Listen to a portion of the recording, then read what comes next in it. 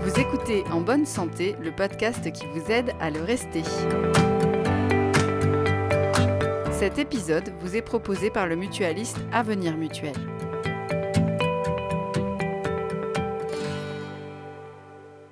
Bonjour à tous et bienvenue dans cet épisode. Je m'appelle Constance et aujourd'hui nous allons parler de la santé mentale des adolescents. L'adolescence est une période de développement particulièrement intense qui s'étend de la puberté jusqu'à l'âge adulte et durant laquelle l'adolescent va faire de nombreuses découvertes. Elle est aussi synonyme de grande vulnérabilité. Selon l'enquête nationale en collège et en lycée chez les adolescents sur la santé et les substances de 2022, un adolescent sur 7 présente de graves risques de dépression et environ un quart déclare avoir éprouvé un sentiment de solitude au cours des 12 derniers mois.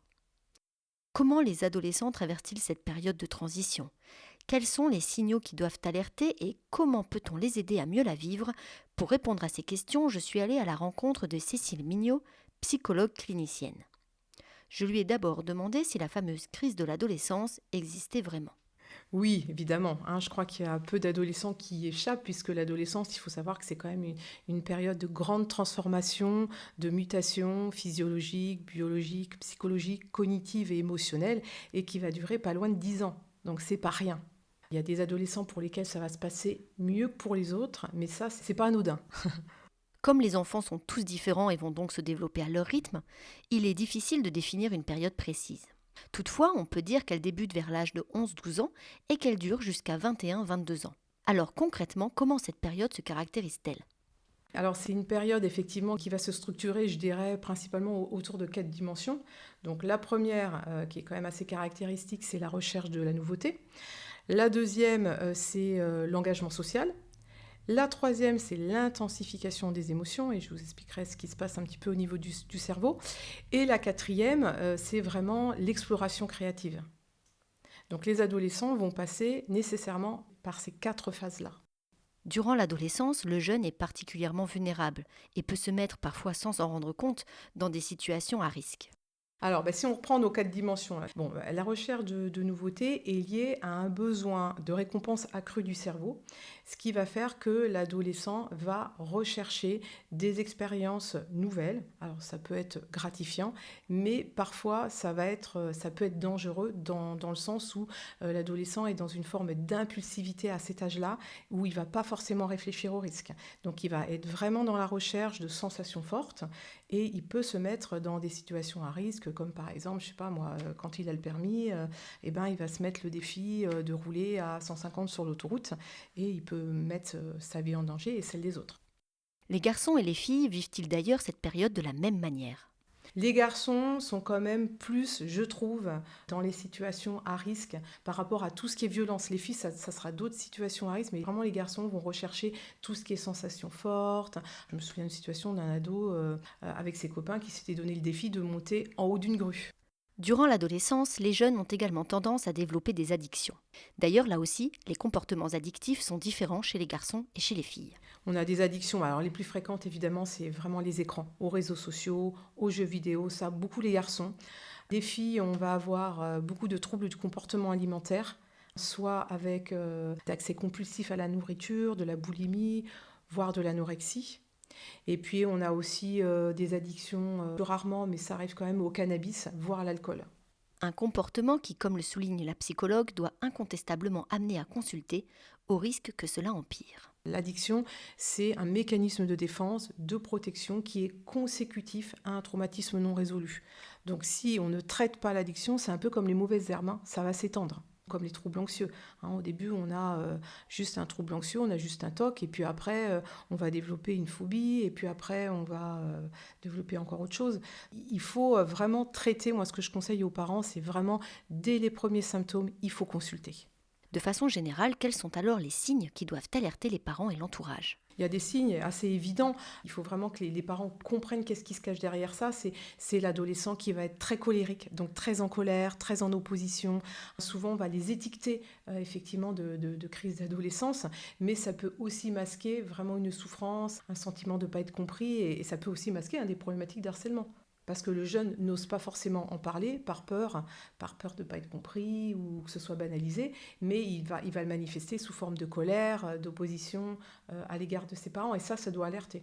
Et à l'inverse, on a l'autre type d'adolescent qui, lui, va plutôt être inhibé, qui va plutôt être isolé dans sa chambre, qui va avoir peu d'échanges finalement avec les parents, et ça doit alerter aussi. En cas de comportements inquiétants, comme des addictions ou un décrochage scolaire, il est recommandé de se tourner vers un psychologue. Mais comment faire quand l'adolescent refuse de consulter ? Alors, moi, généralement, ce que je dis aux parents, c'est qu'on ne peut pas forcer un adolescent à venir consulter s'il n'en a pas l'envie. C'est contre-productif et ça n'a pas de sens. Alors, autant on peut le faire avec un enfant plus petit, mais l'adolescent, il est quand même, en âge de décider. Et ça doit quand même être une démarche volontaire. Alors, même si c'est le parent qui pousse, j'aime bien avoir l'adhésion quand même de l'adolescent. Sinon, il ne va pas se passer grand-chose. Alors à tous les parents inquiets et démunis face à la réaction de leur adolescent qu'ils ne comprennent pas, Cécile Mignot propose de les aider en échangeant sur leurs problématiques du quotidien. Moi, je fais beaucoup de guidance parentale, c'est-à-dire que je vais à la fois effectivement recevoir l'adolescent pour essayer de voir un petit peu ce qu'il vit, de quoi il souffre, comment l'aider par rapport à tout ça, et aussi donner des conseils aux parents, parce que c'est pas facile d'être parent. Je crois que c'est le métier le plus difficile, qui ne s'improvise pas, et on sait qu'il y a des choses qui vont marcher et des choses qui vont moins marcher. Donc l'idée, c'est aussi aux parents de leur donner des outils, des conseils pour mieux appréhender la relation avec leur ado. Durant cette période difficile, la psychologue conseille également aux parents de se rapprocher de leur adolescent.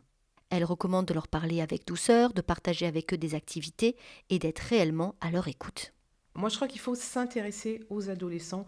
Moi, ce que j'entends, c'est souvent des adultes qui vont plutôt être dans le reproche. T'as pas fait ci, t'as pas fait ça. Bon, alors oui, c'est important que les adolescents participent à la vie familiale et remplissent leur part du contrat. Mais il y a aussi essayer de s'intéresser à leur vécu émotionnel. Parce qu'encore une fois, je trouve que les adolescents, ils ont une vie particulièrement stressante à l'école. On leur met beaucoup la pression.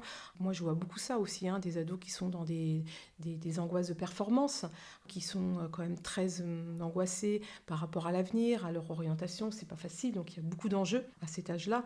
Et il faut que les parents se rapprochent de leur adolescence, s'intéressent à ce qu'ils aiment, regarder les réseaux sociaux avec eux. Qu'est-ce qui t'intéresse sur les réseaux sociaux ? Montre-moi. Les jeux vidéo, c'est pareil. Qu'est-ce qui t'intéresse dans ces jeux-là ? Qu'est-ce qui fait que tu y passes autant de temps ? Vous voyez, s'intéresser et puis les amener à faire des activités à l'extérieur avec eux. Faire du sport, les inciter, à aller voir une expo, aller au cinéma avec eux, aller manger au restaurant. Enfin, vous voyez, faire des activités comme ça de lien où le parent va vraiment se montrer disponible pour son enfant.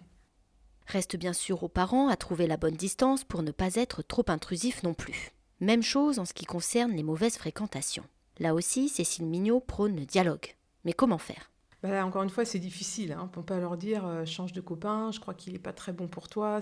Il faut les faire réfléchir, moi je pense, les adolescents. Il faut leur apprendre à faire preuve de critique, de discernement, leur apprendre à faire un pas de recul et leur demander en quoi cette relation leur apporte. Elle recommande enfin aux parents de prendre soin d'eux. Plus le parent va être apaisé lui-même, plus l'adolescence devrait mieux se passer. Évidemment, si le parent il arrive complètement excédé, stressé par le travail, il ne peut pas être pleinement présent pour son adolescent. L'adolescence est donc une période particulièrement difficile, pleine de nouveautés et de découvertes pour les adolescents. Il est donc nécessaire que les parents restent à leur côté et demeurent vigilants. En cas de signaux d'alerte, il ne faut pas hésiter à demander de l'aide. Le psychologue est là pour échanger avec l'adolescent ou ses parents, pour les aider à vivre ce moment le plus sereinement possible. Vous venez d'écouter En bonne santé, un podcast du mutualiste Avenir Mutuel. Cet épisode a été produit par le réseau des éditeurs de revues et réalisé par l'agence SIEM.